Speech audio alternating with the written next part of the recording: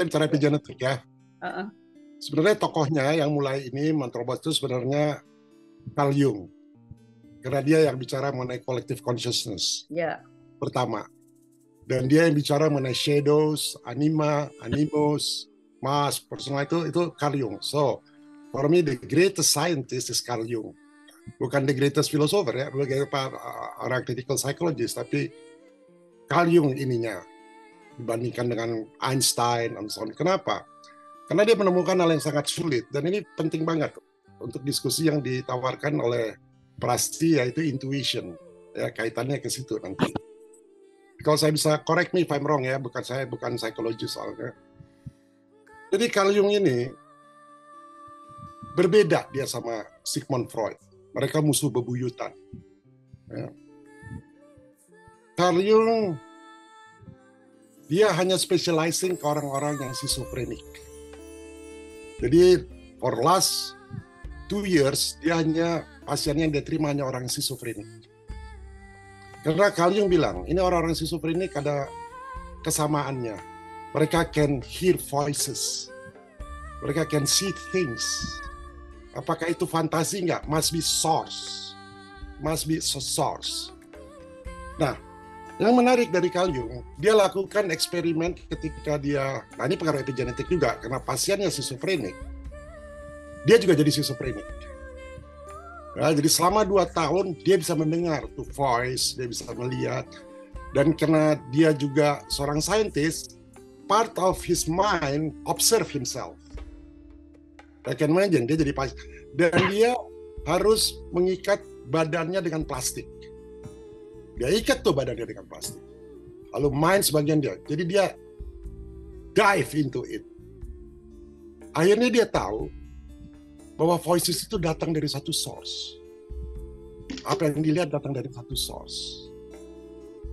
Dan banyak sekali voices dan vision yang bukan pada zamannya.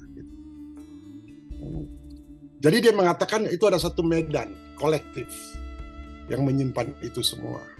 Yang kalau kita bahasa kita akashic lah kita sebut. Ya. Tapi dia sebenarnya dia membuat namanya archetype. Ada beberapa archetype. Correct me if I'm wrong ya. Betul, mana sampai sini sejauh ini? Ya, oke, go on Pak. Jadi dia membuat archetype. Dia membuat archetype. Right. Lalu tahun 1914 belum ada Perang Dunia Pertama, dia udah bisa lihat tuh ada perang. Dia jadi cenayang. Dia lihat ada darah, ada orang yang mati. Dia tahu siapa yang bakal mati, dia peringati. Dia dikira orang gila, benar-benar dikira orang gila. Tahun 1915 terjadilah Perang Dunia yang dia bilang tuh benar semua. Nah, karena dia psikolog, dia pengen tahu secara fisika gimana pendekatannya. Secara fisika. Dan dia ketemulah dengan fisikawan muda yang dapat Nobel Prize. Nah, masih muda, 24 tahun kalau nggak salah. Namanya, nanti saya kasih tahu namanya. Nah, mereka itulah yang berdua menulis buku sehingga lahirlah istilahnya namanya introvert, extrovert. Itu dari mereka. Kita banyak gunain istilah itu kita nggak tahu. Itu dari mereka. Banyak juga istilah yang kita nggak tahu, misalnya synchronicity. Itu Carl Jung tuh penemunya. Ya, Carl Jung. Nah, sekarang kalau ada satu medan yang tadi seperti disampaikan Ana, yang menyimpan memori-memori dari nenek moyang kita, tersimpan, berarti dia vibrating kan? Berarti vibrating dari affecting kita kan? Betul nggak? Sehingga kita terpengaruh. Ya. Kayak emosional. Tapi katanya ke fisik nggak mungkin. Ternyata eksperimen dari Garyaev, dia ambil kodok yang mau menetas, secara genetik yang akan lahir kodok. Lalu dia ambil DNA-nya ikan salamander, vibration-nya direkam sama laser. Ditembakin ke kodok itu. Ketika menetas, yang lahir apa? Ikan salamander. Jadi epigenetik bisa merubah morfologi manusia. Itu penelitian yang terkenal banget. Nah, artinya medan yang terisi dengan all the collective consciousness atau unconsciousness there, itu terbawa sama kita. Misalnya ya, nenek moyang kita dulu untuk survival of the fittest mereka selalu perang, mempertahankan diri. Nah itu ada di kita. Ya. Sebenarnya bukan nggak terselesaikan, itu memang untuk mode of survival kita. Ya. Belum ada family waktu itu.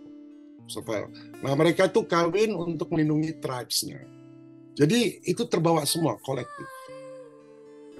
Yang neliti ini, saintis yang dibayar oleh Elon Musk. Ya, Elon Musk teliti itu mulai. At least sampai 14 generation. Nah, yang menariknya, di DNA kita, kalau kita ambil DNA kita, dikumpulin hanya 1 gram, itu bisa ditransfer ke 1 disk. Menarik nggak? DNA you bisa dimasukin ke 1 disk. Dan bisa nyimpan ribuan terabyte. Artinya kita ini hard drive. Kita ini bukan software. Kita ini hard drive. Ya. Jadi kita dikendalikan softwarenya itu yang ada di DNA kita. Itu bisa di-convert di 1 USB. Sekarang udah bisa. Dan yang menariknya, dari USB itu bisa dimasukin lagi ke DNA kita. Jadi kalau you punya program-program pengen belajar bahasa, you masukin aja USB, udah eksis. Jadi kita ini udah setengah, apa namanya ya, kalau orang yang setengah mesin tuh apa namanya sih? Cyborg. Nah kita sebenarnya udah cyborg belum sekarang ini? Udah, dari sosmed. Apa? Dari handphone kita, semua data kita simpan di handphone. Jadi lebih cepat semuanya. You bisa bayangin 10 tahun lagi seperti apa. Tapi teknologi memindahkan informasi ke dalam DNA kita, dan dari DNA, semua memori itu yang ada di DNA, yang termasuk tadi namanya transgenerational, terbukti sekarang. Ya, karena dari DNA diambil keluar semua. Nah, kita jangan lupa Jocelyn Carl Jung. Nah, sekarang pertanyaan saya, itu tersimpan di 1 medan, semuanya. Siapa sih yang menyimpan itu? Dan buat apa?